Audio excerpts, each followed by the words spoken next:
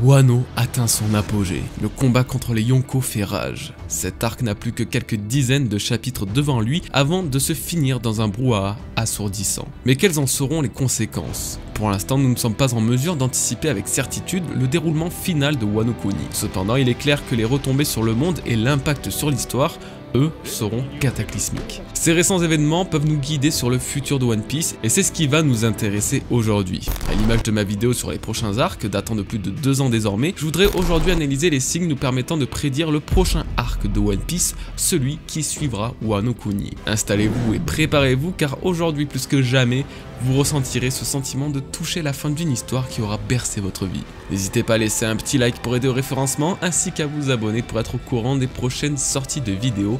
Merci à tous et utilisons le Toki Tokinomi pour découvrir le futur de One Piece. Ces 2 dernières années de One Piece furent des plus intenses. Depuis la fin de l'arc Whole Cake Island, l'histoire prend une ampleur incroyable et part dans une toute autre direction. La principale source de ce désordre est l'arc de la rêverie. Un arc qui n'en est pas vraiment un puisqu'il n'a eu que 6 chapitres. Cependant, ces 6 chapitres étaient absolument légendaires. Assez pour qu'Oda fasse certaines pauses sur Wano pour nous donner quelques aperçus des conséquences de la rêverie sur le monde de One Piece. Des conséquences d'une importance rare qui peuvent alors nous donner un autre aperçu, mais cette fois-ci de l'arc qui suivra Wano Kuni. Étant donné la nature complexe des récents événements pouvant mener au futur arc, nous allons faire un bref récapitulatif pour mieux cerner le sujet. Premier événement, le début de la rêverie. Chapitre 903 à 908. Les rois des 20 contrées affiliées au gouvernement se réunissent à Marijoise, au sommet de Red Line, pour décider ensemble de l'avenir de ce monde.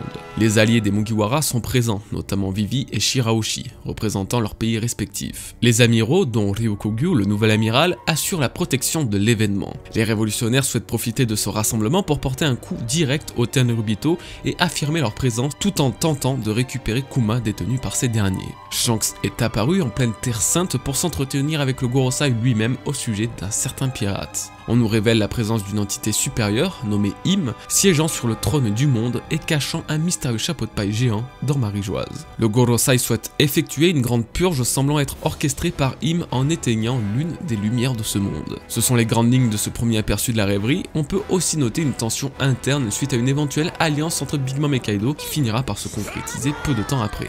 Deuxième événement. Chapitre 925, il s'agit d'un bref aperçu de l'impact de la rêverie sur le monde. Mihawk met en garde Perona sur des choses étranges se déroulant à la rêverie tandis que Barbe Noire, lui, explique que l'armée des révolutionnaires est passée à l'action pour sauver Kuma, occasionnant ainsi un combat entre leurs capitaines et les amiraux Ryukogyu et Fujitora. C'est très important, gardez bien cette scène en tête. Très peu d'informations mais qui se révéleront en réalité cruciales puisque directement liées au 3e et dernier événement de la rêverie, au chapitre 956. C'est ici que tout est chamboulé et que les retombées directes de la réunion des rois se ressentent à travers le monde entier. D'après Garp, un incident se serait produit en rapport avec le royaume d'Alabasta, un incident qui, laisse-t-il sous-entendre, aurait fait couler le sang. D'après Morgan Big News, cette fois, ce sont même plusieurs morts qui sont à déplorer, un titre aguicheur pour le directeur du World Economic Journal, mais cachant apparemment une certaine vérité, car d'après la réaction des révolutionnaires, de Dadan et de Makino, Sabo serait mort. Une hypothèse pouvant se confirmer davantage avec la réaction de Barbe Noire ne voulant pas laisser la marine s'en emparer. Il aurait ainsi le Mera Nomi dans le collimateur et souhaiterait le récupérer tout comme Burgess sur Dressrosa. Nous apprenons par la suite que Diez Drake est un infiltré au sein de l'équipage de Kaido directement en contact avec Kobe, membre des forces spéciales et secrètes du Sword. Pour finir, le Conseil des Rois a décrété après les paroles très convaincantes de Cobra et Riku que les Shichibukai n'avaient plus leur place en tant qu'alliés du gouvernement et se devaient d'être destitués. L'ordre des Shichibukai est désormais aboli, redevenant ainsi de simples pirates tout en étant remplacés par le SSG, une invention scientifique de Vegapunk. Je pense avoir plutôt bien résumé et dans les grandes lignes les principaux événements de la rêverie. Mais alors pourquoi ? Pourquoi s'attarder sur un arc déjà passé alors que nous sommes aujourd'hui censés prévoir les arcs futurs? Eh bien, ces fameux événements ont une résonance dans le monde entier, un impact sur l'équilibre des pouvoirs qui se trouve être entièrement chamboulé et qui pourrait être au premier plan après la fin de Wano. Et réfléchissez-y une minute. Luffy et les Mugiwara sont actuellement isolés de tout et ce depuis plusieurs semaines, ce qui n'est jamais arrivé. Après la défaite de Kaido, ou du moins la fin de Wano Kuni, ils apprendront les principaux événements ayant chamboulé le monde pendant ces derniers jours et plus particulièrement la fausse mort de Sabo. Et c'est là que l'essence même de la théorie surgit, le parallélisme des arcs. Vous le savez tous, Oda crée un certain parallélisme entre les arcs avant Ellipse et après Ellipse. C'est d'ailleurs ce qui m'a poussé à dévoiler une théorie postée le 10 juillet 2018 que Sabo allait se faire capturer par le gouvernement mondial, menant ainsi à sa détention, tout comme ce fut le cas pour Ace avant l'Ellipse. Voici l'extrait de la vidéo en question. Fille ayant déjà perdu Ace, perdre Sabo serait un coup terrible pour lui, mais pourtant le schéma peut très bien se reproduire. Il y a de grandes chances que Sabo soit au cœur de l'histoire en étant kidnappé comme Ace le fut un temps.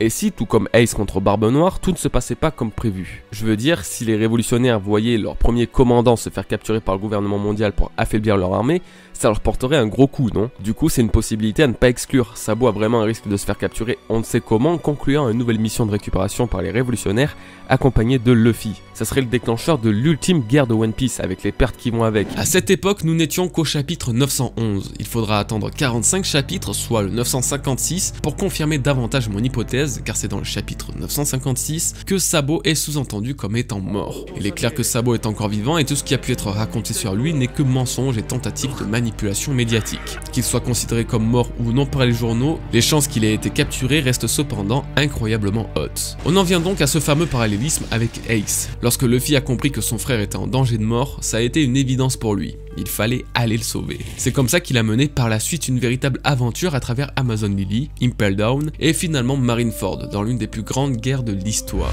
Si on prend du recul, plusieurs similitudes se retrouvent entre les événements d'Ace et de Sabo. Ace a été battu et capturé par Barbe Noire en voulant venger la mort de Satch. Sabo aurait donc été battu et capturé par le gouvernement en voulant délivrer et venger Kuma, réduit à l'esclavage par les Tenobito. Ces événements se déroulent respectivement durant les arcs de Thriller Bark et Wano Kuni. Thriller Bark aurait introduit pour la première fois Wano Kuni à travers la mention de Ryuma, Shusui ainsi que Kaido, des éléments de l'histoire développés que très récemment dans l'arc actuel. La captivité d'Ace, le premier frère connu de Luffy, mènera à la grande guerre opposant les pirates de Barbe Blanche à la marine militaire, Barbe Blanche étant considéré comme le père d'Ace. La captivité de Sabo, le deuxième frère révélé de Luffy, mènera à la grande guerre finale de One Piece opposant cette fois-ci non pas les pirates mais les révolutionnaires, non pas face à la marine, mais au gouvernement mondial, Dragon étant le sauveur ainsi que l'homme pouvant être considéré comme l'image paternelle de Sabo depuis son enfance. Ce qui est donc particulièrement intéressant est qu'au lieu de mettre en avant le conflit pirate-marine, comme ce fut le cas avec la guerre de Marineford, c'est le conflit beaucoup plus sérieux et décisif des révolutionnaires et du gouvernement qui sera au devant de la scène.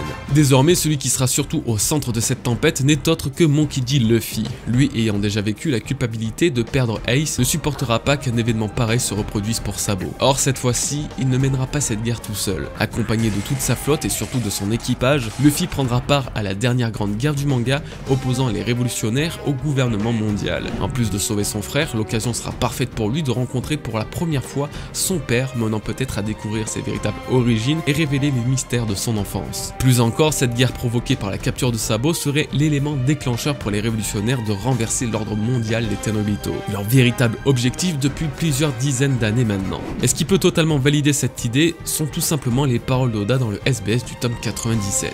Quand un fan lui a demandé s'il comptait vraiment finir One Piece dans 5 ans, Oda a répondu et a mentionné une chose très importante. Si Luffy parvient à quitter Wano sans encombre, le monde connaîtra de grands bouleversements et je serai amené à raconter la plus grande guerre de l'histoire de One Piece. Et dans une autre interview de 2012, cette fois, il expliquait au lecteur que l'arc final de One Piece et la guerre qui aura lieu rendra Marineford ridicule à côté. Imaginons alors, en ayant conscience de ces informations, que cette fameuse grande guerre survenant après l'arc de Wano Kuni soit celle que je vous ai dévoilée à l'instant, opposant Luffy et Dragon au gouvernement mondial pour libérer Sabo, et tout ça survenant juste après l'arc de Wano Kuni, après que Luffy ait découvert les nouvelles concernant Sabo. Ce retour à la réalité pour les Mugiwara, en plus de la découverte du destin de Sabo, pourra également répondre à de nombreuses questions telles que le véritable échange qu'il y a eu entre Shanks et le Gorosei, ce que le Gorosei et Im envisagent ou envisageaient pour la Grande Purge, découvrir ce qui s'est réellement passé autour de Vivi et son père Cobra, savoir ce qui est advenu des Shichibukai après leur destitution ainsi que leur prime, tout en apprenant davantage sur le SSG, les nouvelles forces scientifiques les remplaçant. Et bien évidemment l'éventuel retour d'Im dans l'histoire ou d'un autre personnage mystérieux, très attendu, tel que Vegapunk. Mais il manque quelque chose. Quel sera le destin des Shichibukai? Cela me semble important d'en parler. Si le parallélisme avec la guerre de Marineford est autant présent et si leur destitution de titre de grand corsaire se trouve être une news aussi importante que la mort de Sabo, alors Oda doit leur réserver une place bien particulière particulière, non? Eh bien je suis persuadé que tous les Shichibukai, ou du moins une grande majorité d'entre eux, s'allieront à Luffy durant cette fameuse guerre face au gouvernement. Tout d'abord, eux qui avaient pourtant une certaine tranquillité en tant que pirates puisqu'ils n'étaient jamais chassés par la marine, se retrouvent désormais démunis de tous leurs droits. Le gouvernement a décidé, et ce sans les avertir au préalable, de rompre tout engagement avec eux. Rien que pour cet acte de trahison, les anciens Shichibukai ont toutes les raisons de se rebeller. Baggy l'a d'ailleurs parfaitement expliqué, ils prennent la décision dans leur coin après les avoir exploités jusqu'à la moelle alors que seuls Crocodile et Doflamingo avaient réellement mal agi. Ensuite, il y a cette fameuse intervention de Vegapunk, le SSG, qui semble pouvoir remplacer leur incroyable force, sous-entendant que la puissance des Shichibukai a désormais un équivalent au sein du gouvernement. S'il y a une guerre entre les deux factions, alors les anciens Shichibukai ont déjà leur ennemi attitré, à savoir le SSG. Il est également intéressant de montrer que durant la première guerre, une grande majorité des anciens, actuels ou même futurs Shichibukai étaient déjà alliés à Luffy. Tous ont aidé d'une façon ou d'une autre Luffy et ou les Mugiwara. Cette grande guerre marquera publiquement l'ultime alliance entre eux et Luffy, dont notamment Weevil, Moria, voire même Doflamingo s'il s'échappe d'Impel Down, tout comme l'a fait Crocodile. D'ailleurs, ces deux-là ont une histoire très similaire, deux Shichibukai vaincus par Luffy et envoyés à Impel Down. Ace qui apparaît face à Luffy pour la première fois dans l'histoire à Alabasta, tout comme Sabo qui se révèle être encore en vie à Dressrosa. Les arcs respectifs de ces deux Shichibukai.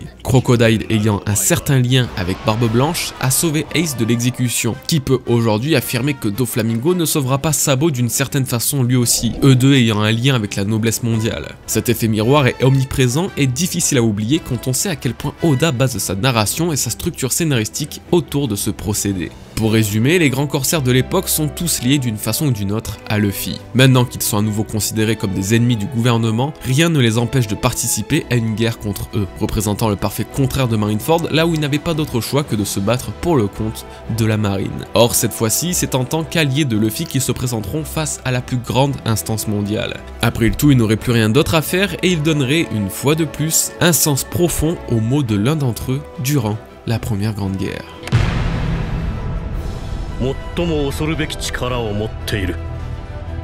Les transitions d'arc sont donc toujours agrémentées de nombreux changements et révélations. Nul doute que l'après Wano sera aussi incroyable et sensationnel que l'arc en lui-même. Et pour ce qui est de Luffy, cette fois-ci, son impuissance à sauver Ace il y a 2 ans se transformera en une véritable force. L'entraînement qu'il a effectué et les limites qu'il dépasse régulièrement l'ont poussé à atteindre un niveau qu'il n'aurait jamais imaginé atteindre autrefois. Et cette fois-ci, il n'échouera pas.